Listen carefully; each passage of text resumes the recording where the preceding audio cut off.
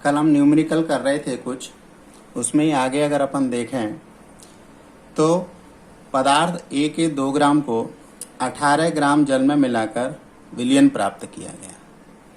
विलेय ए, जो भी पदार्थ घोला है, विलेय ए का द्रव्यमान प्रतिशत ज्ञात कीजिए। हमारे पास में सूत्र क्या है द्रव्यमान प्रतिशत का?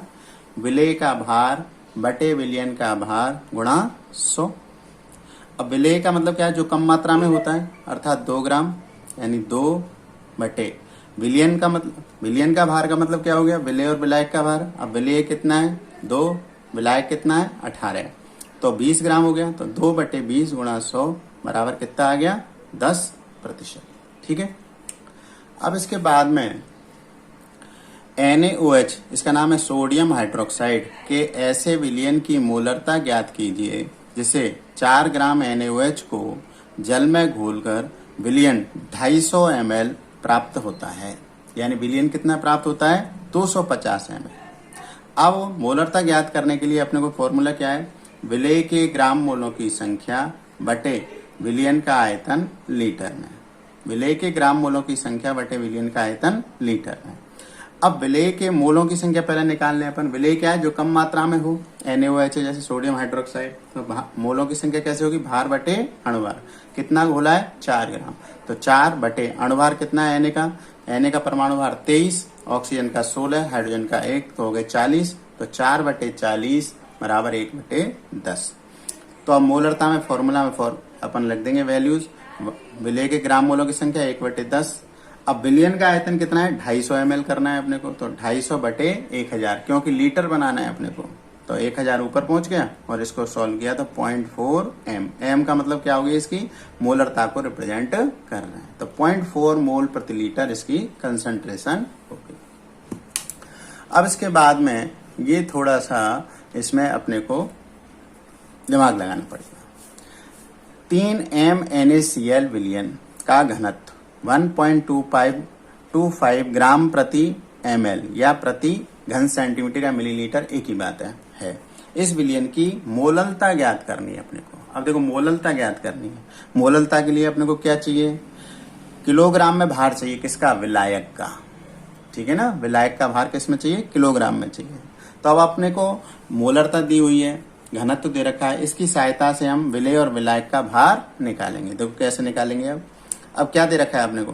NaCl क्या है? जो कि विलेय है। इसकी मोलरता कितनी दे रखी है? मोलरता का मतलब सांद्रता 3 मोल प्रति लीटर, यानी 1 लीटर में कितना घुला हुआ है?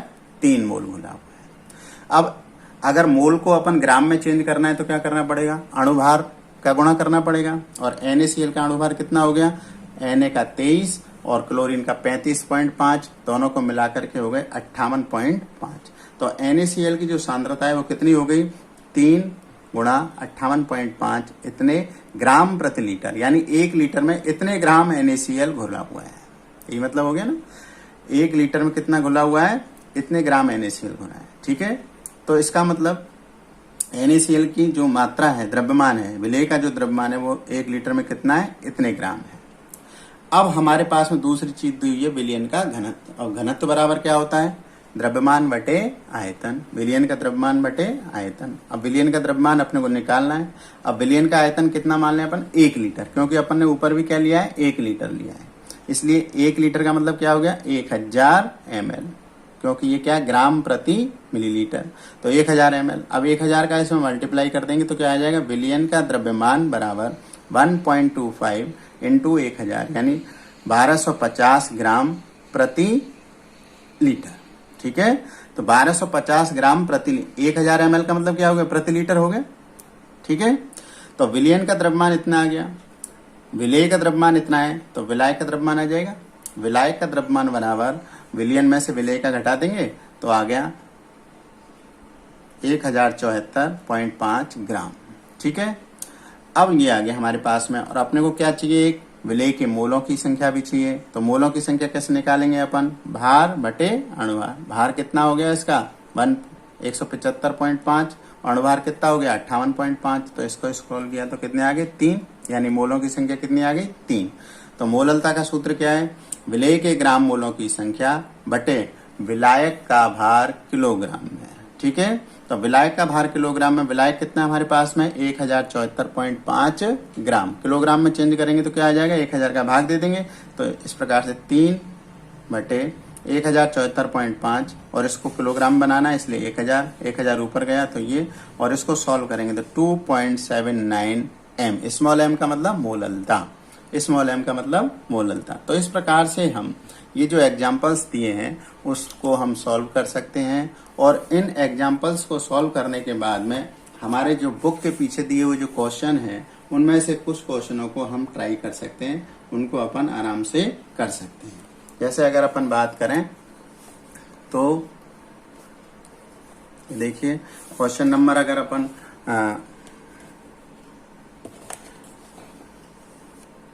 ये कुछ टिक लगे हुए हैं, इनको आप ट्राई कर सकते हैं। पहला है, दूसरा है, तीसरा है, चौथा, पांचवा, छठा, है नहीं। फिर 9वां कर सकते हो आप, 10वां कर सकते हो, 11वां कर सकते हो, फिर उसके बाद में 14वां, 15वां, ये अपन ट्राई कर सकते हैं इन पाठ के आधार पर। फिर उसके बाद में 16वां सार्थक अंक की परिभाषा अपन ने लिखी हुई है, 18वां कर सकते हैं, 19वां, 20वां, ठीक है। फिर अपन 22वां ट्राई कर सकते हैं, 23वां, 24वां भी अपन कर सकते हैं। तो इस प्रकार से इन क्वेश्चनों को जब हम करेंगे तो हमारे बिल्कुल ये सारी बातें समझ में आ जाएगी। 25 तक आप इस प्रकार से कर सकते हैं, ठीक है ना। और भी कर सकते हैं आगे 26, 27, 28। तो कहने का मतलब है कि यदि अपन ने ये ध्यान से पढ़ा है तो हम आराम से हम इन क्वेश्चनों को सॉल्व कर सकते हैं। मुख्य रूप से हमने इस पार्ट में बेसिक कॉन्सेप्ट पढ़े हैं, जिसमें हमने देखा कि पदार्थ के मोलों की संख्या मुख्य रूप से हमको आनी चाहिए, आवागाद्रो संख्या क्या है वो हमें आना चाहिए, अणुभार परमाणु भार क्या होते हैं वो हमें ध्यान में आने चाहिए, अणुभार कैसे प्राप्त किया जाता है उसको हम कैसे निकाल सकते हैं वो हमें ध्यान में आना चाहिए, ठीक है ना। और हम कोई प्रतिशतता दे रखी है तत्वों की, तो हम किस प्रकार से उसका मूलानुपाती सूत्र, अणुसूत्र और संरचना सूत्र पता कर सकते हैं, प्रतिशत संगठन क्या होती है उसके बारे में हम जानकारी कर सकते हैं।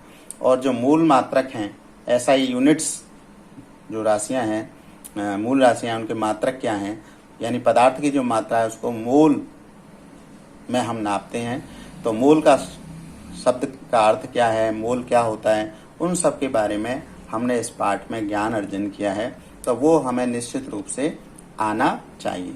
और शुरू में हमने बहुत सारे जो इलेक्ट्रॉनिक विन्यास बनाए थे वो भी हमको आने चाहिए, और 1 से लेकर के 30 परमाणु क्रमांक तक के सदस्यों के नाम, परमाणु क्रमांक और परमाणु भार वो हमको याद करने ही हैं। धन्यवाद। इसके साथ ही ये जो पहला पाठ है वो कंप्लीट होता है।